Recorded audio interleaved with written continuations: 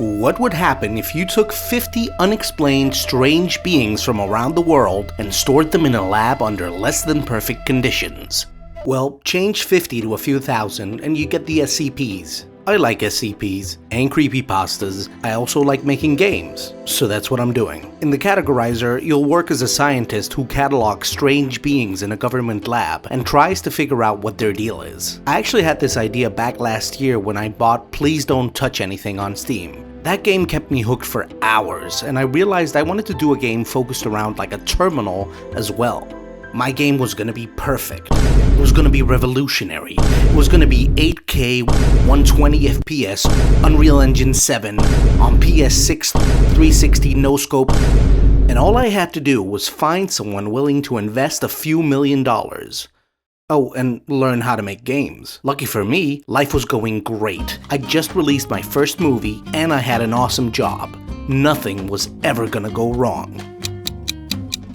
Things went wrong. My wife decided to leave me, I lost my job as a screenwriter, and I got diagnosed with anxiety and kidney stones at the same time. Lucky for me, I had about 5K left which I spent on a deposit for an apartment, and I decided my next goal was to become a video game developer. I would follow in the footsteps of Lucas Pope, Eric Barone, and Toby Fox, with less than 1% of their talent and zero know-how. Thankfully, the Dunning-Kruger effect stepped in, and after downloading Photoshop and Construct 3, I felt like I could make any game in the world.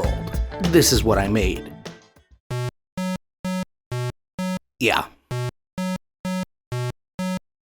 It's never easy getting up and actually making the game you've envisioned in your mind. Like my good friend Alex once said, you can generate 1,000 good game design docs and still not find the motivation to make any one of them. So I put my categorizer idea on pause so I could get some experience developing something simpler first.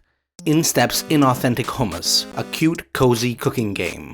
I wrote a little story which was based on the true story of my uncle's life, who escaped the war to become a restaurant owner, selling Arab foods while also suffering from PTSD. I got a lot of great feedback, a decent amount of sales, and most importantly, experience. It's been out for less than a month and it's $6.99 on Steam, by the way.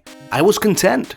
And even though I'm definitely not earning enough for a living, I've never been happier doing something. So I scrapped the original idea for Categorizer, which I realized was way too optimistic, and I decided to focus on what I like most about playing games: discovery.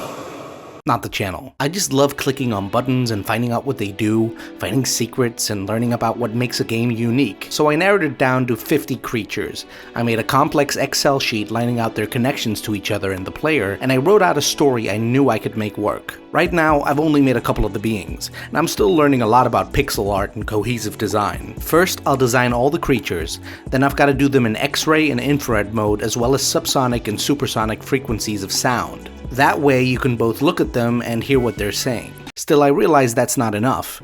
I can't just have the story of a guy examining beings and finding out what makes them tick. They should also have a reason for being there, and by the way, so should the player.